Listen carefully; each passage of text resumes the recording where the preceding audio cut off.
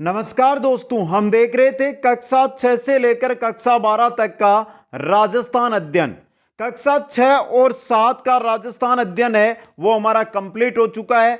दोनों की प्लेलिस्ट बनी हुई है, वहां पर आपको सभी वीडियो मिल जाएंगे। और जो साथी इनकी पीडीएफ प्राप्त करना चाहते हैं वो Kuchaman online classes app download करके स्टोर से पीडीएफ है वो प्राप्त कर सकते हैं। दोस्तों आज हम शुरू करने जा रहे हैं कक्षा 8 दोस्तों, जिसका अध्याय नंबर 1 रहेगा। नाम है 18वीं सदी का राजस्थान। दोस्तों बहुत ही इंपॉर्टेंट अध्याय रहेगा आपके लिए और बहुत सारे एक से क्वेश्चन है जो यहां से बनकर आपके सामने आएंगे दोस्तों, इसलिए अंत तक इसको ध्यान से आप जरूर देखें। एक बार सभी मित्रों से मेरा अनुरोध रहेगा कि जल्दी से वीडियो को लाइक शेयर और जो नए साथी जुड़ रहे हैं वो चैनल को सब्सक्राइब जरूर करें। दोस्तों तो चलते हैं, शुरू करते हैं इस अध्याय को। आज का जो अध्याय रहेगा हमारा, इसमें सबसे इंपॉर्टेंट चीज रहेगी जो मराठाओं ने जो राजस्थान पे आक्रमण किए या उन्होंने कौन कौन सी रियासतों के अंदर है जो वहां से कर वसूला दोस्तों, इसके बारे में। और 18वीं सदी के अंदर जो राजस्थान की रियासतें हैं ये करती है किनके साथ? 18वीं सदी के अंदर राजस्थान की रियासतें अंग्रेजों के साथ जो संधियां करती है उनके बारे में दोस्तों। तो चलिए मित्रों, सबसे पहले शुरुआत करते हैं।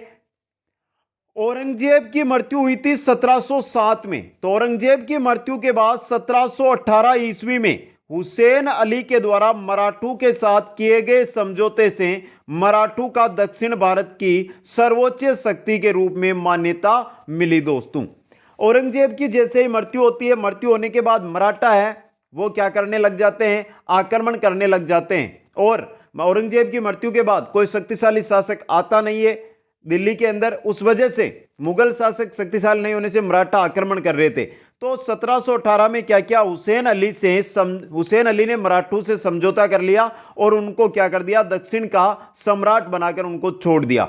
अब धीरे धीरे उनको ऐसा लगने लगा कि हम यहां से क्यों, हम तो उत्तर भारत के राज्य हैं, उनको भी अपने अधीन कर सकते हैं। दोस्तों इसी के सोच के साथ वो आते हैं राजस्थान। दोस्तों मराठा शक्ति को सर्वप्रथम संगठित शिवाजी ने किया था और यह बहुत इंपॉर्टेंट क्वेश्चन रहता है। मराठा शक्ति है, इसको सर्वप्रथम संगठित किसने किया है? शिवाजी ने किया है। क्वेश्चन आया हुआ है एग्जाम में और आगे भी आपको देखने को मिल सकता है। 1711 ईस्वी के बाद मराठों ने राजस्थान की रियासतों में लूटमार के उद्देश्य से धावे मारने शुरू कर दिए कि राजस्थान की जो रियासतें हैं उनको लूटा जाए। इसलिए जो मराठा है वो क्या करने लगे? यहां पर दावे करने लगे। दोस्तों राजस्थान में सर्वप्रथम 1711 ईस्वी में मेवाड़ में मराठों ने प्रवेश किया है। सबसे पहले कहां पर किया है? मेवाड़ के अंदर मराठों ने प्रवेश किया है दोस्तों। और वहां से, वहां के राजा से इन्होंने समझौता करके वहां से क्या करा? इन्होंने जो चौथान है, कर है, वो वसूला। दोस्तों आगे देखिए, 1720 का समय आता है। 1720 के अंदर पेशवा बाजीराव ने मराठा ध्वज अटक से कटक तक फहराने की योजना बनाई। अटक से लेकर कटक तक क्या होगा? मराठा ध्वज होगा। पेशवा बाजीराव ने यह क्या बनाई? योजना बनाई दोस्तों। और 1726 ईस्वी में मराठों ने कोटा और बूंदी पर क्या कर दिया? हमला कर दिया। दोस्तों अब देखिए यह इंपॉर्टेंट क्वेश्चन है।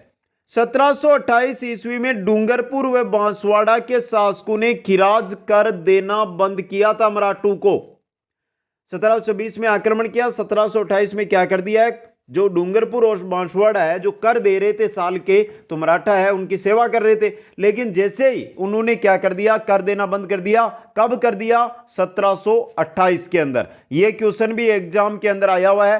खिराज कर देना 1728 में डूंगरपुर व बांसवाड़ा ने बंद किया था। दोस्तों 22 अप्रैल 1734 ईस्वी में मराठों ने बूंदी के शासक बुद्ध सिंह को पुनः वहां का शासक नियुक्त कर दिया। कब? 1726 में तो इन्होंने बूंदी को अपने अधीन ले लिया था और 1734 में बूंदी पे क्या कर दिया? पुनः बुद्ध सिंह है उनको शासक बना दिया है। यह मराठों का राजस्थान की राजनीति में पहला हस्तक्षेप था, यानी कि राजनीति, किसी राजा की नियुक्ति मराठों के द्वारा यहां पर करना, वो थी किसकी? बूंदी की नियुक्ति। दोस्तों बूंदी के अंदर बुद्ध सिंह की नियुक्ति। आगे चलिए मित्रों, आगे देखिए।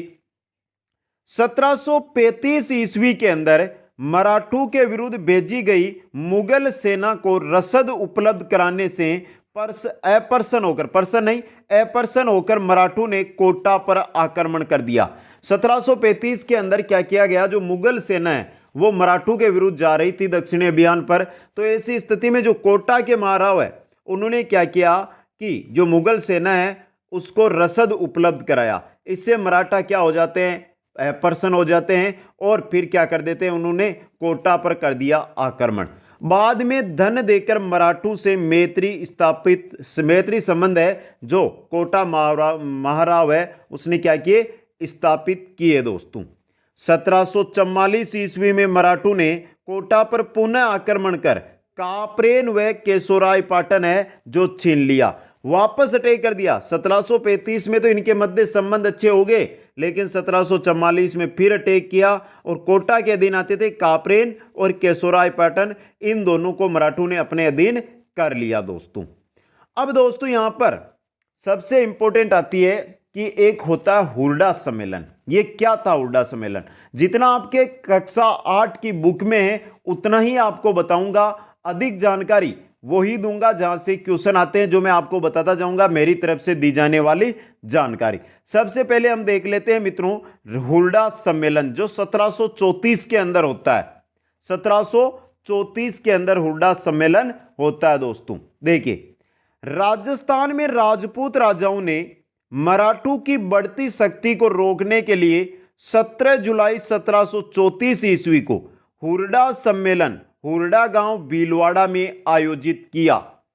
यह जो सम्मेलन है यह बुलाया किसने था मित्रों, यह बुलाया था मेवाड़ के महाराणा जगत सिंह ने। इंपॉर्टेंट क्वेश्चन है, हुरडा सम्मेलन किसने बुलाया था, मेवाड़ के महाराणा जगत सिंह ने। कारण क्या था, क्योंकि जो मराठा थे वो गुजरात पर अधिकार कर चुके थे, मध्य प्रदेश का जो इलाका आता है मालवा उस पर इन्होंने अधिकार कर लिया था। अब उनका इशारा रहता था, आगे आते थे, आगे बढ़ते थे तो मेवाड़ आता था और मेवाड़ में आए दिन उनके जो क्या रहते थे, डाके रहते थे दोस्तों। इससे परेशान होकर मेवाड़ महाराणा ने सोचा कि क्यों ना सभी राजपूत राजाओं के साथ एकता करके मराठाओं को खदेड़ा जाए, और इसी उद्देश्य के साथ जगत सिंह ने बुलाया था हुरडा सम्मेलन। हुरडा सम्मेलन हुआ कब है, यह क्वेश्चन बहुत एग्जामों में अब तक आ चुका है मित्रों। 17 जुलाई 1734 ईस्वी को हुरडा सम्मेलन हुरडा गांव भीलवाड़ा के अंदर आयोजित किया गया था। हुरडा सम्मेलन की अध्यक्षता मेवाड़ के महाराणा जगत सिंह द्वितीय द्वारा की गई और इन्होंने ही यह सम्मेलन बुलाया, तो इसकी जो अध्यक्षता कौन करेगा, जगत सिंह द्वितीय, मेवाड़ के महाराणा दोस्तों। अब देखिए हुरडा सम्मेलन में किन किन राजाओं ने भाग लिया, किन किन रियासतों ने राजस्थान की है जिन्होंने हुरडा सम्मेलन में भाग लिया। हुरडा सम्मेलन में आमेर के सवाई सिंह ने, यानी आमेर के थे सवाई जय सिंह, जोधपुर के अभय सिंह, नागौर के बख्त सिंह, बीकानेर के सुजान सिंह, बूंदी के दलेल सिंह, करौली के गोपाल सिंह, किशनगढ़ के राज सिंह तथा कोटा के महाराव दुर्जन साल ने इसमें लिया था भाग। सबसे इंपॉर्टेंट क्वेश्चन बन जाएगा यहां से, निम्न में से किस रियासत या किस शासक ने हुरडा सम्मेलन में भाग नहीं लिया। इनमें से 3 आपको दिए, 3 तो इनमें से दे देंगे और 1 अन्य दे देंगे, तो याद रखना है कौन कौन सी रियासतों ने जो हुरडा सम्मेलन में भाग लिया है दोस्तों। हुरडा सम्मेलन में निम्न बातों पर सहमति हुई। देखिए, सभी एक दूसरे के साथ मिलकर रहेंगे, जो भी शासक है, जो भी राज्य है, जो भी रियासतें हैं, जो भी यहां पर आई है वो क्या करेगी, एक दूसरे के साथ मिलकर रहेगी। एक का शत्रु वह मित्र, दूसरे का शत्रु वह मित्र होगा। अगर मेवाड़ का कोई शत्रु है तो वो जोधपुर, जयपुर, नागौर यानी जो रियासतें यहां पर आई है उन सभी का क्या होगा, मित्र होगा। अगर मेवाड़ का कोई शत्रु है तो वो उनका क्या, सभी रियासतों का क्या होगा, शत्रु होगा दोस्तों। कोई नई योजना बनाई जाने पर सभी मिलकर करेंगे तथा वर्षा ऋतु समाप्ति पर राजपुरा में सभी वापस एकत्रित होंगे दोस्तों। अगर कोई भी राजा नई योजना बनाता है तो उसको हम सब मिलकर है जो पूरा करेंगे, और जैसे ही वर्षा ऋतु निकलती है तो उसके बाद हम राजपुरा में फिर है जो सम्मेलन करेंगे। यह थी हुरडा सम्मेलन की मुख्य बातें दोस्तों। अब चलिए मित्रों, इंपॉर्टेंट क्वेश्चन देखते जाइए जो बन रहे हैं। राजपूत शासक जाति, भाषा, रीति रिवाज, परंपरा के सम्मान होते हुए भी उनमें एकता का अभाव था। क्योंकि जो भी राजपूत है, क्योंकि आपस में यहां पर राड़े चल रही थी, यहां पर लड़ाइयां चल रही थी, इस वजह चाहे जाति हो, चाहे भाषा हो, चाहे रीति रिवाज हो, चाहे परंपरा हो, सब में समान थे, फिर भी राजपूत राजाओं में क्या नहीं थी, एकता नहीं थी। अब जो हुरडा सम्मेलन में जो उद्देश्य जगत सिंह ने लिए वो फेल क्यों हो गए? देखिए मित्रों, आमेर के सवाई जयसिंह, आमेर के शासक थे सवाई जयसिंह की उदासीनता व निर्णयों की अस्पष्टता ने मराठों के विरुद्ध नीति को क्या कर दिया है, असफल कर दिया है। आमेर के राजा सवाई जयसिंह की वजह से हुरडा सम्मेलन का बनाया गया प्लान है जो क्या हो गया, कैंसल हो गया। अब हुरडा सम्मेलन हुआ है 1734 के अंदर। अब मित्रों, जो पेशवा बाजीराव है उनको पता तो करना, उसको पता तो चल गया कि राजस्थान में है जो राजपूत राजा है वो इकट्ठे हुए हैं हमारे विरुद्ध, तो पता उसको करना था। तो क्या करते हैं, पेशवा बाजीराव ने राजस्थान नीति का आकलन करने के लिए अपनी माता राधाबाई को 1735 ईस्वी में क्या किया, राजस्थान भेजा। दोस्तों, राजस्थान भेजा, पता ना चले कि क्या काम आई है क्या काम नहीं आई है, इसलिए माता राधाबाई को यहां पर भेजा और उसने संपूर्ण जानकारी दे दी कि जो प्लान था वो तो इनका क्या हो गया है, कैंसल हो गया है। आगे देखिए, 1736 ईस्वी में पेशवा के उदयपुर पहुंचने से मेवाड़ महाराणा ने 1.5 लाख रुपए प्रति वर्ष चोत देना शुरू किया। यानी कि 1736 के अंदर पेशवा वापस आ गए हैं मेवाड़ के अंदर, उदयपुर आ गए हैं। अब जैसे आए तो मेवाड़ के महाराणा जगत सिंह ने आते ही क्या किया, समझौता कर लिया और कह दिया कि 1.5 लाख रुपए प्रति वर्ष चोत आपको मैं दूंगा। दोस्तों, धीरे धीरे क्यों नीति फेल हो गई थी, तो मेवाड़ ने जैसे ही संधि की, जो सबसे विरुद्ध थी वही सबसे पहले संपर्क में आ गई है, तो बाकी रियासतें भी बाद में सभी रियासतों ने चोत देना क्या कर लिया, स्वीकार कर लिया। यह था मित्रों हुरडा सम्मेलन जो किनके मध्य हुआ, सभी राजस्थान के राजपूत राजाओं के मध्य। दोस्तों, अब मित्रों मराठा है वो राजस्थान के अंदर जो उत्तराधिकारी संघर्ष हुए, दो भाइयों के मध्य लड़ाई हुई, उनमें कैसे योगदान देते हैं। देखिए मित्रों, चलिए, राजस्थान के उत्तराधिकारी संघर्ष में मराठों की भूमिका जो 1743 से लेकर 1750 ईस्वी के मध्य रही। दोस्तों, 18वीं शताब्दी में राजस्थान के राजपूत शासकों में उत्तराधिकार के लिए संघर्ष होने लगे। उत्तराधिकार का मतलब क्या है, अगर 2 पुत्र है एक राजा के, तो बड़ा पुत्र है वो राजा बनना है, लेकिन छोटा पुत्र भी है वो भी चाहता है कि मैं भी राजा बनूं। इस वजह से उन दोनों के मध्य जो युद्ध होता है शासक राजा बनने को लेकर, वो है उत्तराधिकारी संघर्ष। दोस्तों, यही कारण था कि मराठों को उत्तराधिकारी के निर्णय में दखल का अवसर मिल गया। जब एक राज्य के दो, जो एक राजा है एक भाई है, वो आपस में लड़ना लग गए हैं, संघर्ष उनमें हो गया है, तो मराठा इस स्थिति का क्या उठाना चाहते हैं, फायदा उठाने चाहते हैं। तो चलिए सबसे पहले देखते हैं हम जयपुर उत्तराधिकारी संघर्ष के बारे में। मित्रों, उदयपुर के महाराणा अमर सिंह द्वितीय की पुत्री चंद्र कुंवर बाई का विवाह सवाई जयसिंह के साथ 1708 ईस्वी में सशर्त हुआ था। जयसिंह है मित्रों, इनके साथ विवाह हुआ था। उदयपुर की राजकुमारी थी, नाम था चंद्र कुंवर। अब मित्रों सशर्त, शरत क्या थी, शरत महाराणा अमर सिंह है उन्होंने ये रखी थी कि जो भी चंद्र कुंवर से पुत्र होगा वो ही आगे जाकर आमेर का शासक बनेगा। यह शर्त उस समय रखी गई थी। लेकिन मित्रों देखिए 1743 ईस्वी में सवाई जयसिंह की क्या हो जाती है, मृत्यु हो गई। सवाई जयसिंह की मृत्यु होने के कारण उत्तराधिकारी बनने के लिए ईश्वरी सिंह, उत्तराधिकारी बनने के लिए ईश्वरी सिंह जो सवाई जयसिंह के क्या है, बड़े ज्येष्ठ पुत्र है, वह माधो सिंह जो राजकुमारी चंद्र कुंवर से उत्पन्न पुत्र है, इनके मध्य राजमेल का युद्ध होता है। तो पहला क्वेश्चन बन गया, राजमेल का युद्ध किन किन के मध्य हुआ है, यह हुआ है जयसिंह वह माधो सिंह के मध्य। दोनों ही सॉरी जयसिंह ने ईश्वरी सिंह व माधो सिंह के मध्य, दोनों ही जयसिंह के क्या थे, पुत्र थे। और राजमहल का युद्ध है जो ये क्या है, एक उत्तराधिकारी युद्ध है दोस्तों। अब देखिए इसके अंदर है जो राजमहल का युद्ध होता है इनके मध्य, जिसमें ईश्वरी सिंह है वो क्या है, जीत जाता है। इसमें क्या है, ईश्वरी सिंह जीत जाता है। लेकिन बगरू के युद्ध में माधो सिंह विजय होकर जयपुर का शासक बना।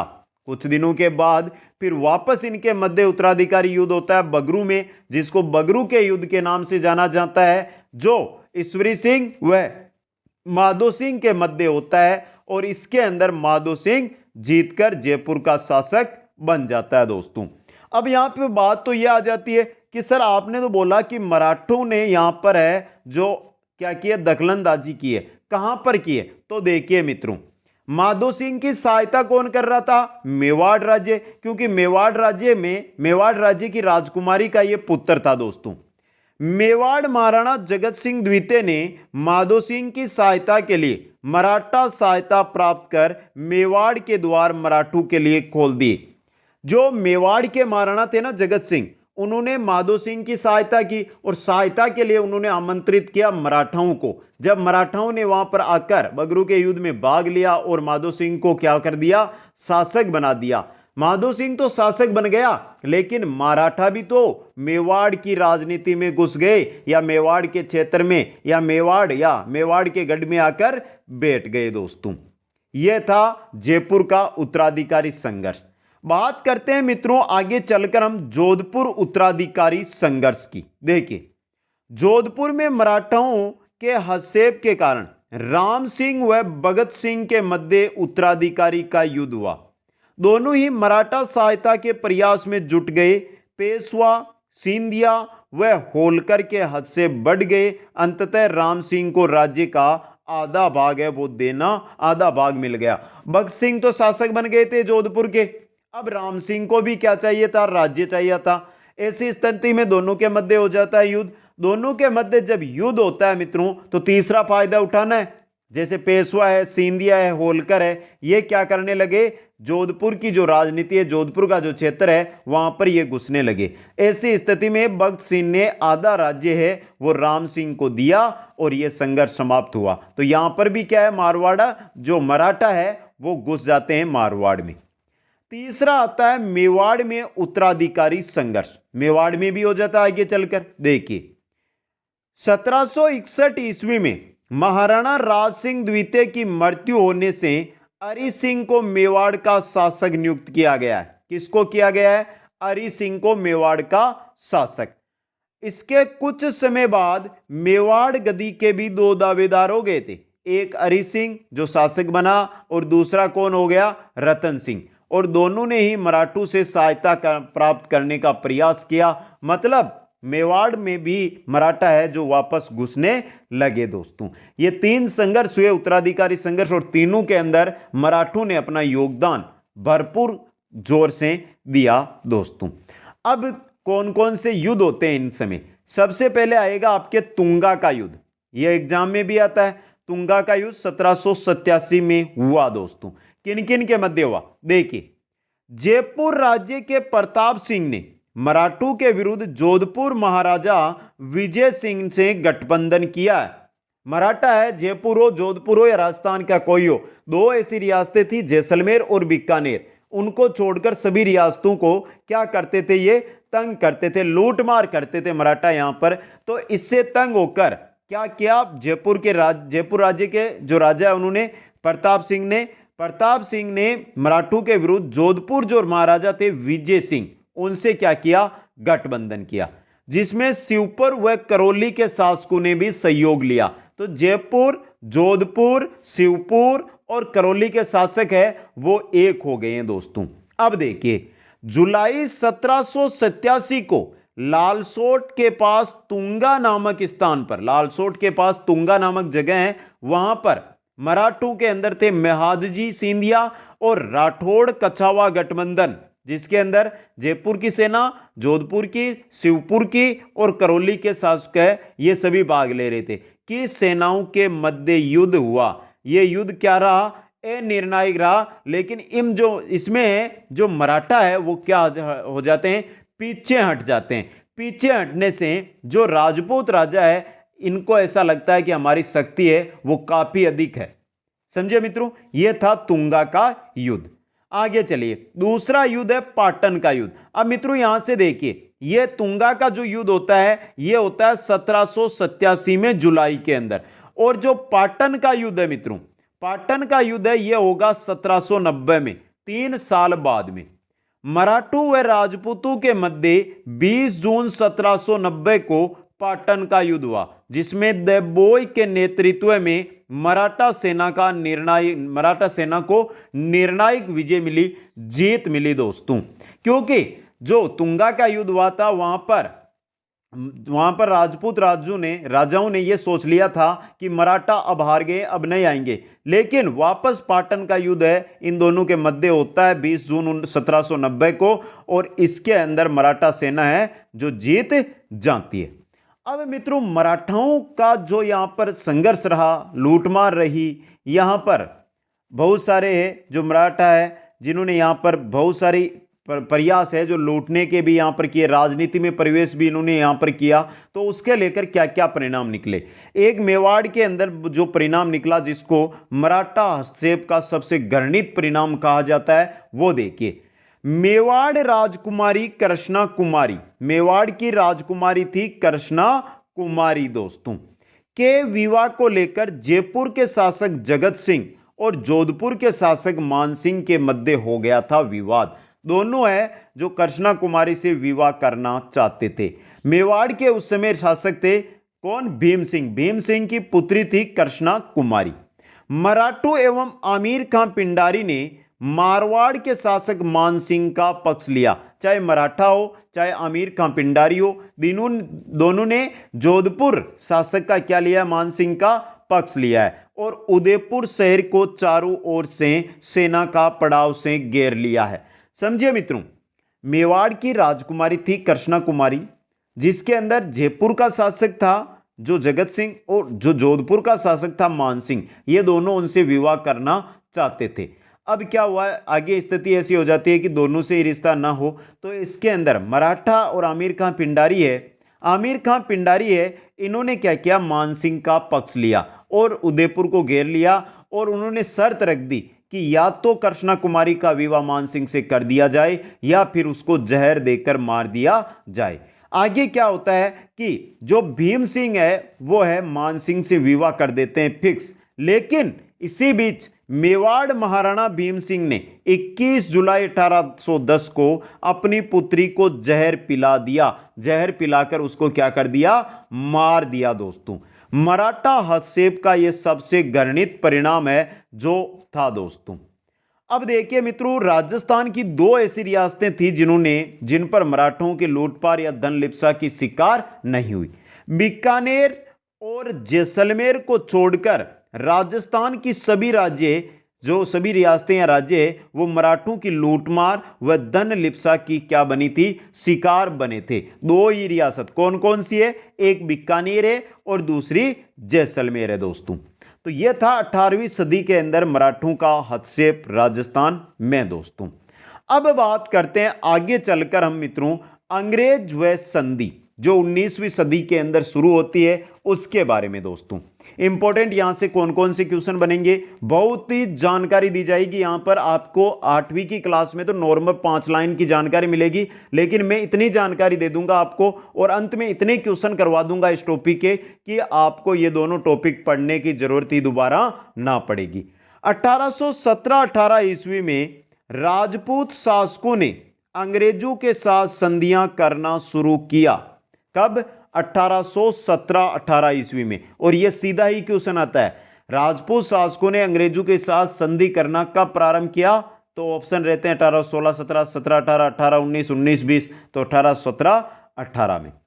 राजस्थान के राज्यों में सर्वप्रथम 29 सितंबर 1803 ईस्वी को भरतपुर राज्य ने अंग्रेजों के साथ संधि की। यहां से समझने का प्रयास कीजिए, ओरिजिनल जो संधियां होगी वो 17-18 में होगी, यहां पर ये संधियां हो रही है लेकिन इनका यहां पर परिणाम नहीं निकल रहा है। कारण देखिए, ये संधियां क्यों कर रहे हैं? ये संधियां इसलिए कर रहे हैं कि मराठाओं को अंग्रेज दबाना चाहते थे, इसलिए वो क्या करना चाहते थे? राजस्थान के राजपूत राजाओं का साथ लेना चाहते थे। तो उसमें सबसे पहले 29 सितंबर 1803 ईस्वी को भरतपुर राज्य की है जो अंग्रेजों के साथ संधि हुई। उसके बाद नवंबर 1803 में अलवर की, दिसंबर 1803 में जयपुर ने अंग्रेजों द्वारा प्रस्तावित संधि पत्र पर क्या किए? हस्ताक्षर कर दिए दोस्तों। कुछ दिनों के बाद आगे देखिए मित्रों, कुछ ही दिनों के बाद जॉर्ज बालार्ड ने अलवर व भरतपुर से हुई संधियों को छोड़कर शेष राज्यों के साथ हुई संधियों को क्या कर दिया? रद्द कर दिया। यहां पर हमने भरतपुर, अलवर और जयपुर की देखी है, बाकी सभी राजाओं ने क्या कर ली थी? संधियां कर ली थी। लेकिन कुछ ही दिनों के बाद जॉर्ज बालार्ड ने अलवर और भरतपुर को छोड़ सभी जो राज्य थे उनकी संधियों को निरस्त कर दिया, रद्द कर दिया। 1817 यानी कि फिर ये 1804-5 की बात है। उसके बाद अंग्रेज है वो मराठों को दबा देते हैं, मराठों का दमन हो जाता है। तो फिर क्या आता है? 1817 ईस्वी में चार्ल्स मेज को अपने राजपूत शासकों को एक परिपत्र भेजकर संधि करने के लिए दिल्ली आमंत्रित किया। 1817 के अंदर क्या किया जाता है? चार्ल्स मेज है, उन्होंने क्या किया कि जो भी राजपूत राजा है उनको एक पत्र भेजा, एक समझौता पत्र भेजा, परिपत्र भेजा, जिसके द्वारा उनको क्या किया गया? दिल्ली आमंत्रित किया गया। 1818 ईस्वी तक सिरोही, यानी 1817 में यह भेजा गया, 1818 तक सिरोही राज्य को छोड़कर संपूर्ण राज्यों ने अंग्रेजों के साथ मिलकर संधि कर ली। 1818 तक सभी राज्यों ने क्या कर लिया? संधि। सिर्फ और सिर्फ बचा कौन? 1801 सिरोही बचा दोस्तों। अब देखिए मित्रों, सिरोही संधि क्यों नहीं कर रहा था? इसके पीछे कारण क्या था? सिरोही का जो कारण था, मुख्य कारण, वो ये था दोस्तों कि सिरोही है उसको मारवाड़ अपने अधीन मानता था। इसी वजह से मारवाड़ के विरोध के कारण सिरोही ने 1823 ईस्वी में संधि पर क्या किए थे? हस्ताक्षर किए थे दोस्तों। ईस्ट इंडिया कंपनी के साथ सर्वप्रथम 9 नवंबर 1817 को, यहां पर दो चीज याद रखने, जब ये 1817 में जो संधियां हो रही है, यहां से पहले जो 1803 में संधि हुई है उसके तहत भरतपुर और अलवर की संधि हो रखी है अंग्रेजों के साथ। अब बची हुई जो रियासतें हैं, राज्य हैं, वो अंग्रेजों के साथ संधियां करने वाली है। तो सर्वप्रथम 1817 के अंदर 9 नवंबर 1817 को करौली ने, और सबसे अंत के अंदर 10 अप्रैल 1838 को किसने की है? झालावाड़ ने संधि की है। ये दोनों के दोनों क्वेश्चन बन सकते हैं। राजस्थान की ऐसी रियासत जिसने अंग्रेजों के साथ सबसे बाद में संधि की, कौन सी? झालावाड़। सबसे पहली संधि किसने की? करौली ने दोस्तों। अब देखिए 1818 की संधियां के दौरान राजपूत राज्य दोस्तों, एक भी ऐसी कोई जानकारी नहीं होगी जो यहां से आपकी छूट जाएगी। क्वेश्चन कैसा भी बनकर आए, कोई सा भी एग्जाम हो, आप अगर यहां से अच्छी तैयारी कर रहे हैं तो आपका क्वेश्चन बाहर नहीं जाएगा। सबसे पहले किसने संधि की थी? करौली ने की थी। करौली के शासक थे हरबख्श पाल सिंह। कौन थे? हरबख्श पाल सिंह। संधि की तिथि देखिए 9 नवंबर 1817। कंपनी को खिराज यानी भूमि पर लगने वाला कर होता है खिराज। क्या होता है? भूमि पर लगने वाला कर। और जो मराठा वसूलते थे वो थे चौथ। मराठों द्वारा शासकों से लिया जाने वाला सुरक्षा कर होता था चौथ। चौथ कौन वसूलते थे? मराठा वसूलते थे। खिराज था जो भूमि पर लगने वाला कर था। तो अंग्रेजों ने सबसे पहले करौली के शासक थे हरबख्श पाल सिंह 9 नवंबर 1817 को, और करौली को क्या रखा? खिराज से मुक्त रखा। बाद में किया टोंक के साथ संधि। अमीर खान थे टोंक के क्या शासक? 15 नवंबर 1817 को, और खिराज से टोंक बुक को भी रखा गया मुक्त दोस्तों। बात करते हैं 3 नंबर पे आता है कोटा। कोटा के शासक थे उमेद सिंह। अब क्वेश्चन ऐसे भी तो आ सकता है ना मित्रों, अंग्रेजों के साथ संधि के समय कोटा के शासक कौन थे? कौन थे? उमेद सिंह। संधि कब हुई? 26 दिसंबर 1817 को। अब देखिए खिराज के रूप में प्रति वर्ष 2,44,700 रुपए कोटा के द्वारा अंग्रेजों को देने थे। 4 नंबर पे संधि होती है जोधपुर की, और जोधपुर की जो संधि होती है मित्रों वो कब होती है?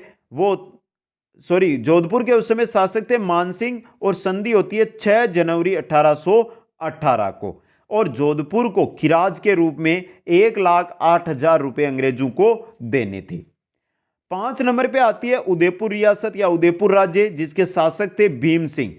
संधि देखिए, संधि हुई थी 22 जनवरी 1818 को, और उदयपुर के सामने अंग्रेजों ने खिराज के रूप में रख दिया कि जो राज्य की आय है उसका 1/4 है जो खिराज के रूप में हमें देना होगा दोस्तों। 6 नंबर पे आती है हमारी बूंदी राज्य। बूंदी राज्य के शासक थे बिशन सिंह, और अंग्रेजों के साथ इन्होंने संधि कब की? 10 जनवरी 1818 को। उदयपुर से पहले बूंदी ने संधि कर ली थी दोस्तों। अब देखिए, बूंदी को 80,000 रुपए है जो खिराज के रूप में अंग्रेजों को देने थे। बीकानेर रियासत, बीकानेर रियासत के शासक थे सूरत सिंह। 21 मार्च 1818 को इन्होंने अंग्रेजों के साथ संधि की और खिराज से इनको मुक्त रखा गया। बीकानेर को खिराज से मुक्त क्यों रखा गया? क्योंकि ये मराठाओं को भी खिराज नहीं देते थे, इस वजह से। आगे आता है किशनगढ़। किशनगढ़ के शासक थे कल्याण सिंह, और 7 अप्रैल 1818 को किशनगढ़ ने अंग्रेजों से संधि कर ली और इसको भी क्या रखा गया? खिराज मुक्त। तो खिराज मुक्त कौन कौन से राज्य हैं? पहला करौली आया, दूसरा टोंक आया, तीसरा बीकानेर आया, चौथा किशनगढ़ आया दोस्तों। आगे चलिए, आगे आ रहा है हमारा जयपुर। जयपुर देखिए, जयपुर है, इसके शासक थे जगत सिंह, और अंग्रेजों से संधि की 15 अप्रैल 1818 को।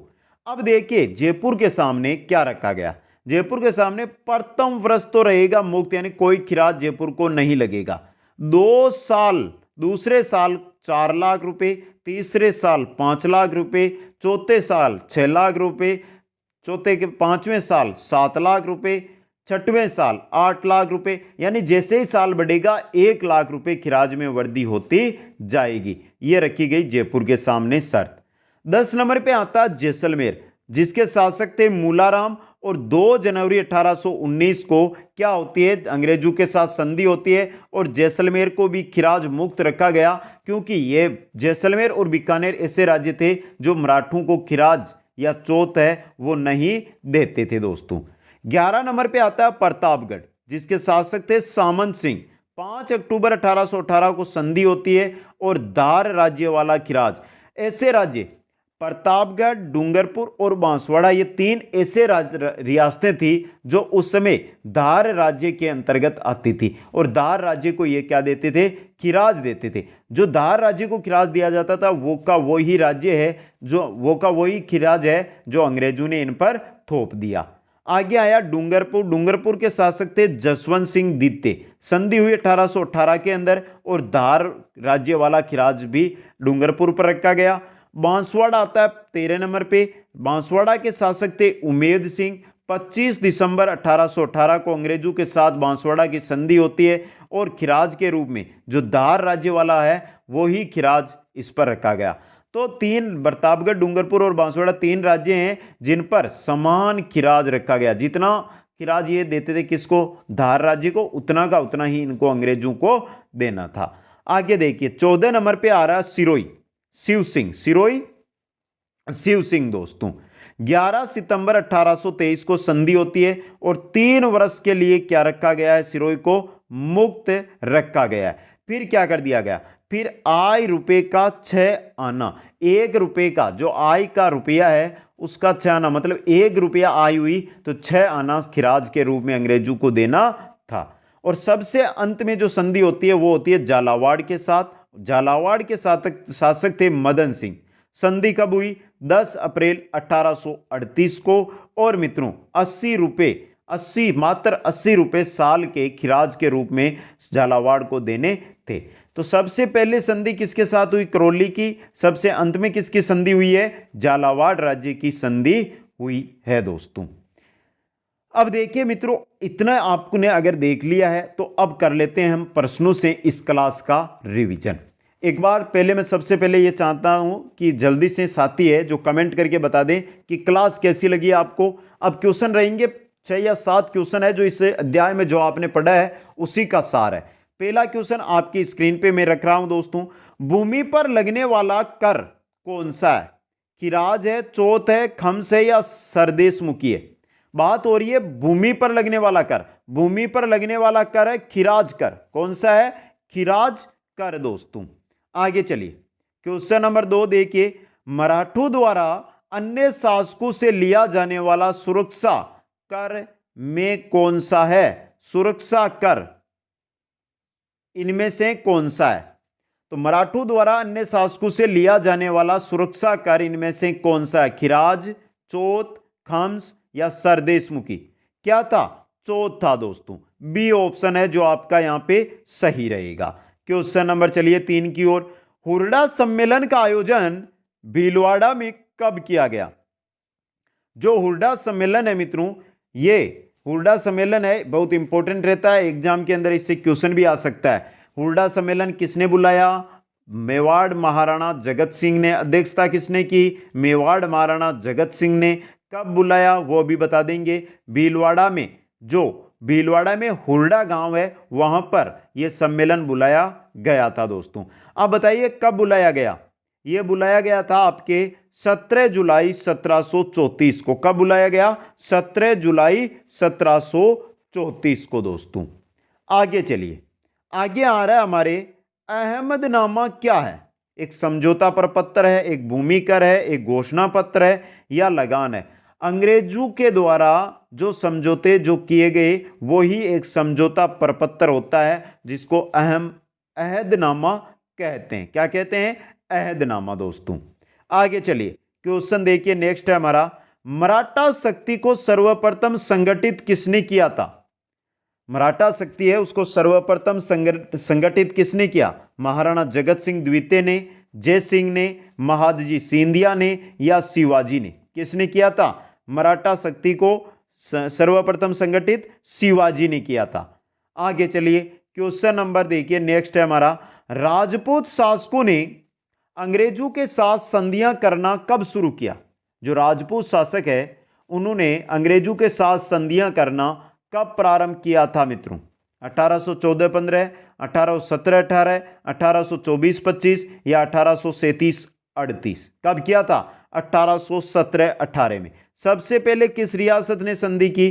करौली ने। सबसे अंत में किसने की? झालावाड़ ने संधि की। इस समय दो ऐसी रियासतें थी, एक अलवर, दूसरी भरतपुर, जो 1803 में ही अंग्रेजों के साथ संधि कर चुकी थी। 1803 में भी करीब करीब सभी रियासतों ने संधि की, लेकिन बाद में उनको तोड़ दिया, रद्द कर दिया गया उन संधियों को दोस्तों। आगे चलिए नेक्स्ट में अंदर, नेक्स्ट देखिए प्रश्न, मारवाड़ के विरोध के कारण सिरोही ने संधि पर हस्ताक्षर कब किए?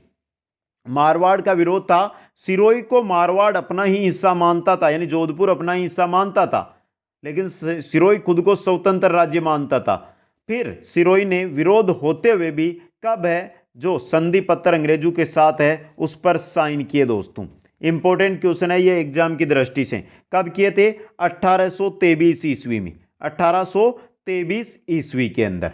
आगे चलिए नेक्स्ट क्वेश्चन है, पेशवा बाजीराव ने राजस्थान नीति का आकलन करने के लिए किसको 1735 में राजस्थान भेजा?